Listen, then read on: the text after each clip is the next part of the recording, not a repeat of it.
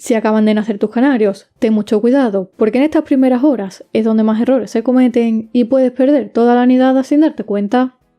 Hola compañeros y compañeras de afición, bienvenidos una vez más a un nuevo vídeo en el que voy a explicar qué hacer durante los primeros días después del nacimiento de los canarios para que todas las crías salgan adelante. Sin más, empezamos.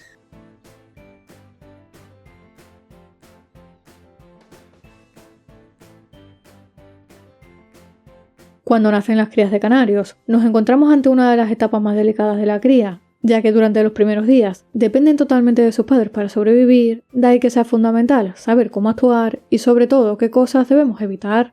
Lo primero que hay que tener claro es que no debemos tocar el nido en exceso. Es muy común querer revisarlo constantemente, comprobar si están bien o incluso manipular a los pichones, pero esto puede generar estrés en los padres y provocar problemas en la alimentación de las crías e incluso hacer que la hembra deje de incubarlos correctamente, dejándolos sin el calor que necesitan en estos primeros días. Por eso, cuanto menos molestemos mejor, ya que la tranquilidad durante la cría es una de las cosas más importantes. Ahora bien, hay algo en lo que sí tenemos que fijarnos, y aquí es donde muchos criadores fallan, que es en el buche de las crías y en su temperatura corporal.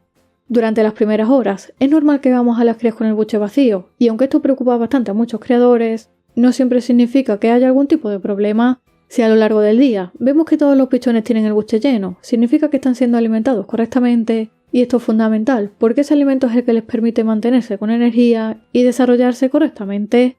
Pero además de la alimentación, no debemos olvidar el calor, puesto que cuando las crías nacen necesitan una temperatura constante dentro del nido, y si la hembra no los incuba correctamente o se levanta demasiado, pueden enfriarse muy rápido, lo que complica mucho su desarrollo aunque estén siendo alimentadas. Por el contrario, si pasan varias horas, las crías están débiles o apagadas y el buche sigue vacío, aquí es donde muchos criadores pierden a las crías sin darse cuenta. En este momento, lo primero que tenemos que hacer es comprobar si los padres entran al nido con frecuencia y los alimentan, ya que si no es así, tenemos que empezar a actuar porque en esta etapa cada hora cuenta. Por eso, si te encuentras ante esta situación, te dejo por aquí un vídeo en el que explico paso a paso qué hacer cuando los padres no alimentan a sus crías. Otro aspecto igual de importante, y que muchas veces se pasa por alto, es la alimentación de los canarios. No podemos olvidar que los pichones dependen completamente de ellos, por lo que cualquier fallo aquí afecta directamente al desarrollo de la nidada. De ahí que durante los primeros días, los padres necesitan una dieta rica en proteínas y nutrientes, por eso siempre deben tener a su disposición una mezcla de semillas equilibrada, variada y adaptada a la época del año, agua limpia, calcio y otros minerales como el grit y por supuesto una pasta de cría de calidad, que es el alimento principal con el que van a alimentar a las crías. Una alimentación pobre o insuficiente de los padres es sin duda uno de los motivos más frecuentes por lo que las crías no salen adelante, ya que si los canarios no están bien alimentados, no pueden aportar a los pichones los nutrientes que necesitan para desarrollarse correctamente, afectando directamente a su crecimiento y a su supervivencia. Y llegados a este punto, viene otra parte muy importante del vídeo, que son los errores que se repiten constantemente en la cría y que la mayoría de las veces cometemos sin darnos cuenta. Uno de los más habituales es tocar demasiado el nido o molestar a los canarios introduciendo la mano en la jaula continuamente, algo que puede alterar a los padres mucho más de lo que pensamos. También es bastante común no preparar correctamente la alimentación antes de la cría, ya sea por utilizar una dieta pobre en proteínas o calcio o por cambiar la alimentación de golpe justo cuando van a nacer las crías. Esto puede provocar que los padres no acepten bien los nuevos alimentos al no estar acostumbrados a ellos. Y otro error importante es realizar cambios en el entorno durante estos días, como mover el nido de sitio o cambiar las jaulas de lugar. Este tipo de fallos son los que hacen que muchos criadores pierdan las crías, sin saber realmente por qué, ya que afectan directamente al comportamiento de los padres. Por el contrario, también podemos encontrarnos señales muy claras de que todo va bien.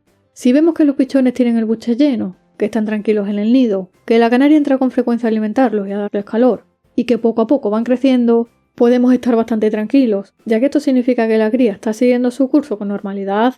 En cambio, si ves que las crías no crecen, que están frías, débiles o poco activas, es señal de que algo no va bien y que debemos actuar cuanto antes. En estos casos, lo primero es observar y entender qué está pasando realmente, porque dependiendo de la causa, la forma de actuar cambia completamente. Hay una frase que me dijo un creador hace mucho tiempo, que resume todo esto bastante bien, y es que no intervenir a tiempo es tan malo como intervenir demasiado pronto. Como ves, los primeros días de vida de las crías son clave para su desarrollo, y muchas veces no es cuestión de hacer más, sino de no cometer pequeños errores que pueden marcar toda la nidada. Si te ha gustado el vídeo y quieres que traiga al canal más vídeos sobre la cría paso a paso, dale a like y déjamelo en comentarios. Si quieres evitar los errores más graves en la cría, aquí te dejo un vídeo donde explico los más importantes. Y como siempre, te espero en el próximo vídeo.